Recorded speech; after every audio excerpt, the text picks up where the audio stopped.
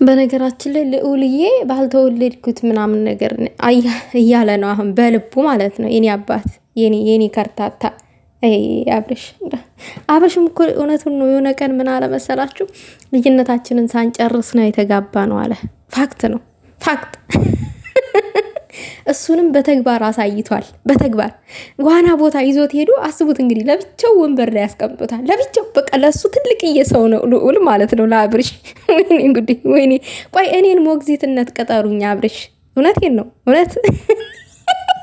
እኔ በጣም ልጅ እወዳለሁ ልጅ መያዝና ወይንም ስጡኝ። እኔ ያው ታሀብታም ወጥቶ ለድሃ አይሰጥም። ይቅርታ ለካኔ ድሃ ነኝ። ሀብታም እኮ መስሎኝ ነው ራሴን ሳስበው ሀብታም መስሎኝ ነበር። ለካሳስበው ድሃ ነኝ። ስለዚህ ይቅርብኝ። ያው እዛው የሀብታም ሊቅምጥል ተቀመጣጥሎ ይደግ ልዑላችን። ዋው ስሙ በጣም አሪፍ ነው ይምር። ግን የኔ አባት አሳዘነኝ፣ አንጀቴን በላኝ። ደግሞ እናቴዋ አያለቅስም ጉዶች። ዝም ወይ እግዚአብሔር እንደው ቅዱስ ሚካኤል እንደ ልዑል ዝምተኛ ልጅ ስጠኝ። ያው አልወለኩኝም ገና።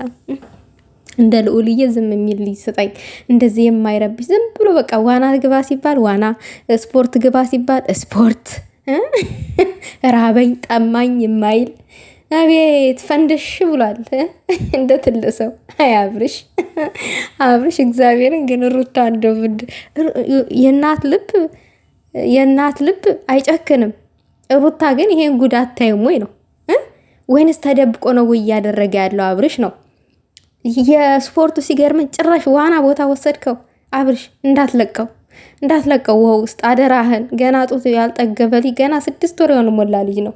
አደራህን እንደው አደራ በምድር በሰማይ ብያለሁ። ይብር ዝም ብሎ ጭራሽ ከዋና ወጣችሁ የምትቀመጡት ወንበር ላይ ጭራሽ ዝም ብሎ አስቀመጠው። ዋና ውስጥ ቆይቶ ማለት ነው። ልብሱ እንዲደርቅለት ነው። ፎጣ አላለበስከውም እኮ የኔ አባት። ደግሞ ዝም ብሎ ይመለከታል እንደ ትልቅ ሰው ማለት ነው።